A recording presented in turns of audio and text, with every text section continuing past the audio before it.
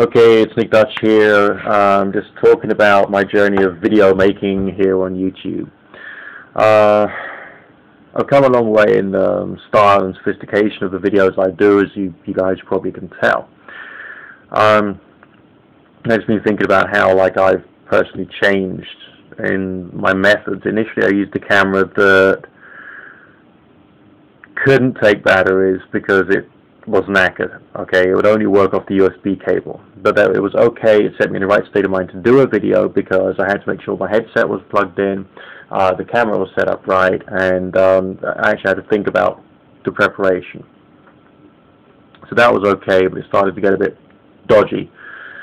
So I moved away from that. I still wasn't editing, and I moved on to using this camera that I'm using at the moment, which is a mobile phone camera, which had the benefits of portability.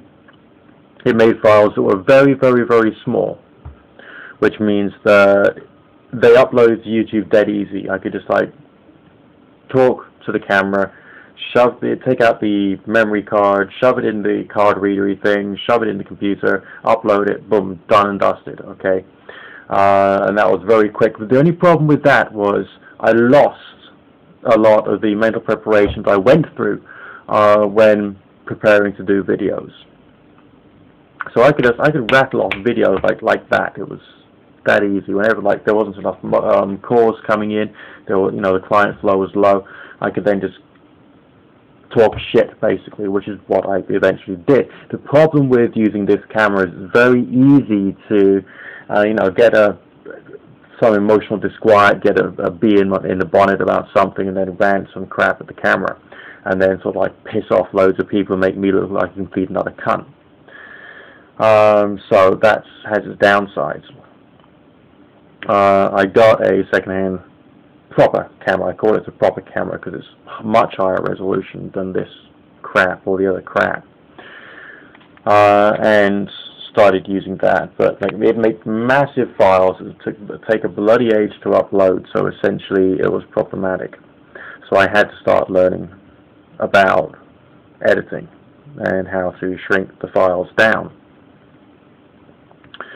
I was talking a lot with this guy who's making videos as his living, and he's basically pointing me in the right direction and reminded me of a few things I knew many years ago about editing and all the rest of that. So I've been applying some of the techniques that he's given me to help me out. So now, instead of just shoving the camera straight into the computer and ranting, instead of just having this mobile phone camera, turning it on, talking to it, shoving the card in the machine, and uploading, boom, straight away, I've now got a very lengthy process. Because I'm editing, I'm actually thinking much more about what I want to allow in the video itself. So the first step is set up the camera, set up some lighting so I don't look too shit, and then do my talking. The actual video length is usually about 25 minutes worth of filming, which I have to condense down. After I've done the filming, I take my memory card, shove it in the computer, and the file can take a long time to get onto the computer. It can take 10 minutes, 15, 20 minutes or whatever to actually get that onto the computer at times. It's variable. It depends on how long I made the film for. Once I've done that, it needs converting. That can take another 20 minutes. So already we're talking about let's say up to 1.5 hours.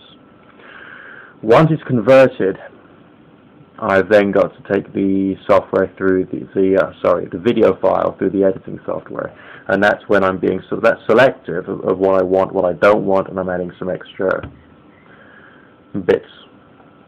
That could be anything up to another hour. So already we're talking about 2.5 hours worth of work. Then it's got to be rendered. Now, this one particular bit of rendering I'm doing, it's halfway through, it says 8 minutes. So let's say the rendering is 15 to 20 minutes. So we're talking about up to 3 hours.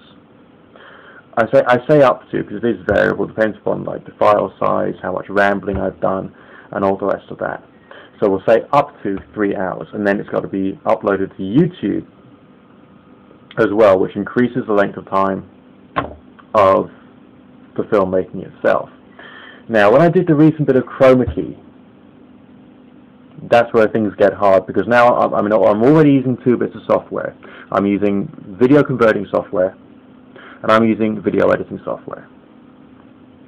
I then had to use another bit of software to make the chroma key files, and this required a lot of converting to and fro, because I initially put the file into the ordinary video editing software and create the video I wanted. Okay?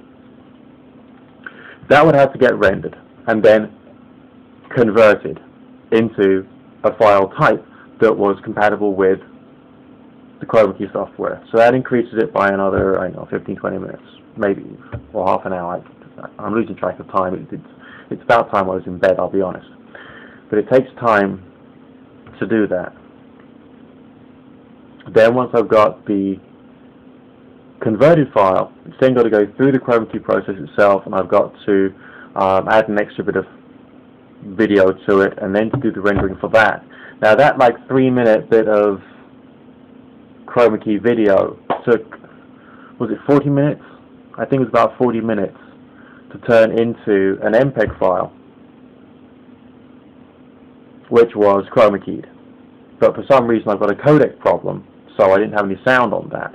So I had to take that MPEG file, convert it yet again, adding another, I don't know, up to half an hour at a time, into something that was compatible with the original video editing software.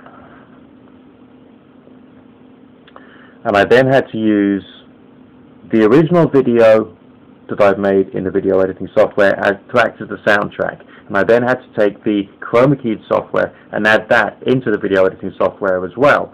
So I'd have the 2 going along in parallel, hopefully being in sync, and like the conversion rate wasn't going to make me like talk out of sync. And then that's then got to be rendered. And once that's rendered, it's then got to be uploaded. So I think I was working on that for like 6 or 7 hours, or what essentially amounted to like a 3-minute bit of video. And there's still some basically things I should have edited out of that video, which I'd left in because I just didn't think of it. And the idea, after all that time of going back and undoing it or redoing it, was just like, no way, because I've got to, I've got a life. I've got to work for a living, and I've got other things I want to do, and I want to take time for myself.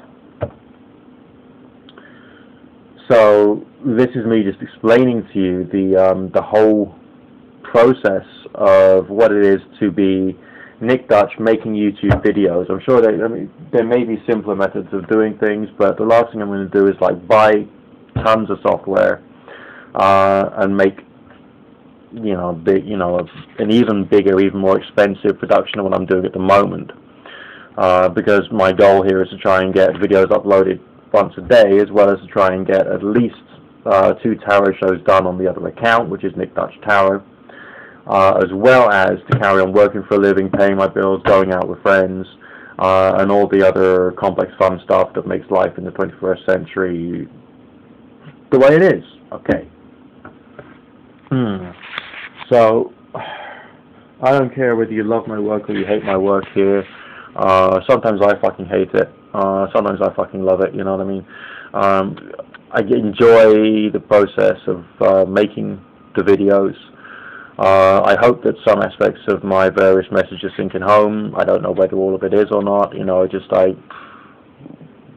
basically, what the fuck.